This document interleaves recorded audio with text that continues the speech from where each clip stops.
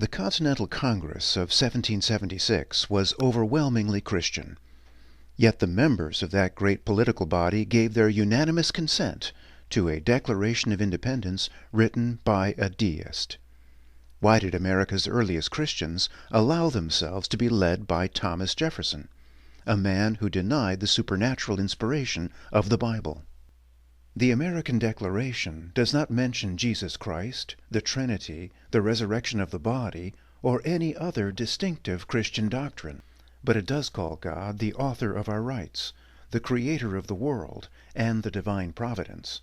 It does say that God has inscribed an order of moral law into nature, so that we, the people, might govern ourselves freely under its direction. But why Jefferson? Why a Deist?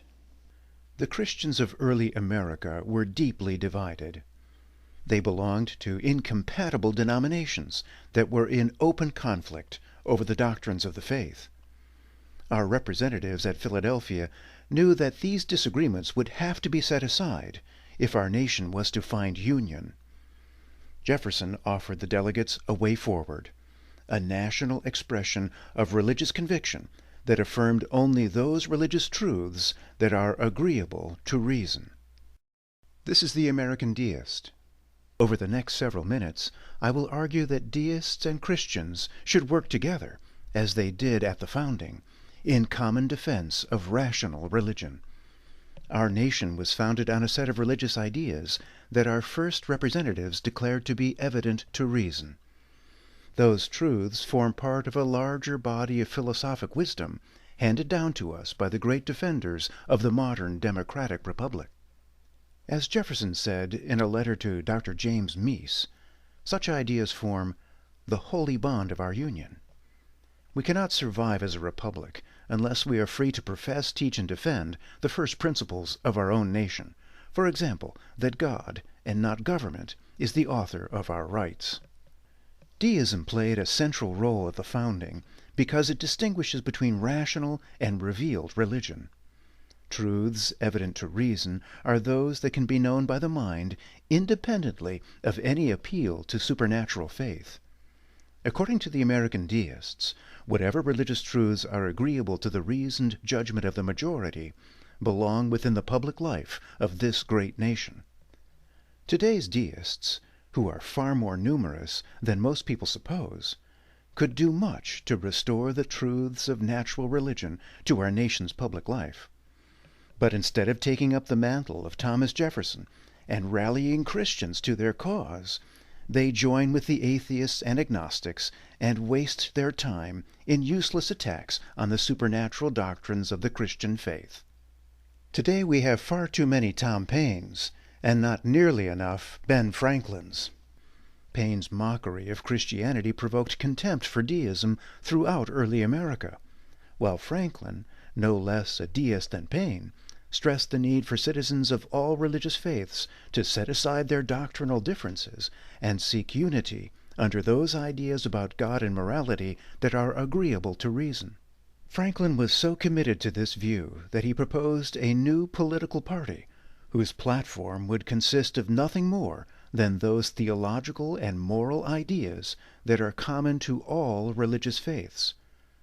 He did not indulge in divisive attacks on Christianity, but found fault only with those among the clergy who used the doctrines of the faith to spread sectarian division among the citizenry. Why would deists want to join atheists in their attacks on Christianity? Atheists deny that God's existence can be known by reason. They deny that the mind can know the order of law that God has written into nature so that we might govern ourselves freely. Atheists reject the central themes of American deism. Deists and Christians, in contrast, share many of the same religious convictions. Many Christians arrive at them on the basis of faith rather than reason. But which is more important, the method of arriving at a conclusion or the conclusion itself? Deists and Christians have arrived at the same political conclusion, that there is a divine being who is the author of our rights. Regrettably, many who call themselves deists have not done the hard work of reading original sources. Many accept the common misconception that the American Deists believed in a watchmaker God, or worse, that our Constitution was meant to be a godless document, hostile toward all religious conviction. History, as I have shown elsewhere, tells us that both claims are false. Surprisingly, some Christians also side with atheists. As Jefferson complained in a letter to John Adams, "I think that every Christian sect gives a great handle to atheism by their general dogma that, without a revelation, there would not be sufficient proof for the being of a God." Christians who deny that reason can know that God exists should realize that they share that skepticism with atheists. Some Christians also deny that the mind can know through its own independent power that there is an order of moral law written into nature by God. When our Declaration of Independence speaks of the laws of nature and of nature's God, it does not refer to the Bible, but to a body of religious truth that can be known through rational reflection.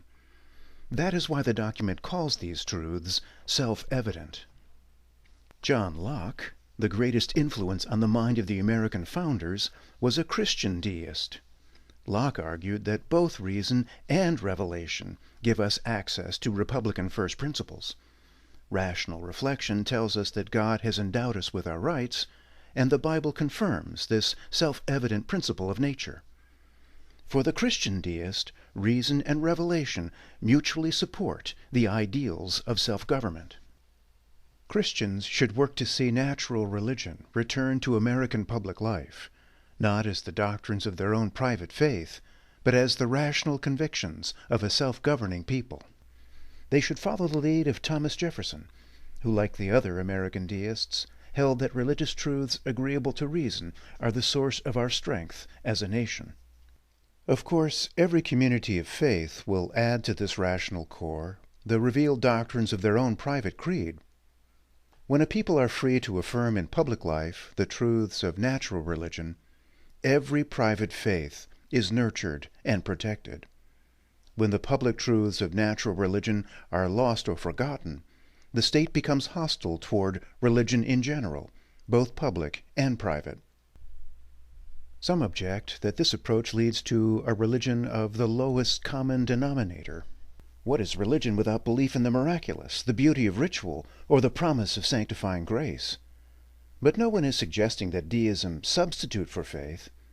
The question at hand is whether our republic will continue to suffer a hollowed-out core at its center, or be enriched once again with its founding truths. Deism holds that we can know the existence of God, that He is eternal and infinite, that He is omniscient, omnipotent, and supremely good, that He has established a moral order in nature as the standard of justice, that we are created equals, endowed with certain inalienable rights, and much more. If this is a lowest common denominator, it is a very large one. Others object that the majority should not be able to impose its religious opinions on the minority. Even if most people agree, as you say, on purely rational grounds, that God is the author of our rights, to allow this teaching into our nation's public life or public schools would lead to serious conflict and division. Doesn't the First Amendment forbid this? No, it does not. The First Amendment separates revealed religion from public life, not the rational. The founding truths of our nation are agreeable to the reasoned judgment of the majority. They are not a cause of division among us, but the source of our unity. As Franklin said, they unite a people of diverse faiths under a common set of theological, moral, and political ideas. The founding truths should be taught in our public schools, not as the historical artifacts of some bygone era, but as the enduring bond of our political union. The young should learn that God's existence can be known by reason, independently of revelation. They should learn that there is an order of moral law written into nature that is the true source of justice under government. If this is to happen, deists and Christians must unite.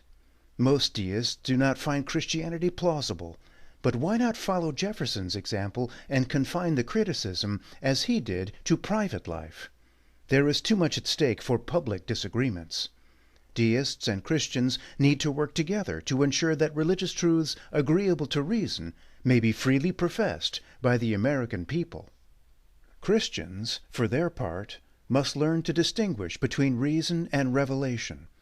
An effort to restore the founding truths cannot be seen as a surreptitious attempt to advance the revealed doctrines of any faith, but must be an honest effort to revive the original right of the people to profess, teach, and defend whatever religious truths are agreeable to the reasoned judgment of the majority. We will not restore the holy bond of our union until we return that freedom to ourselves.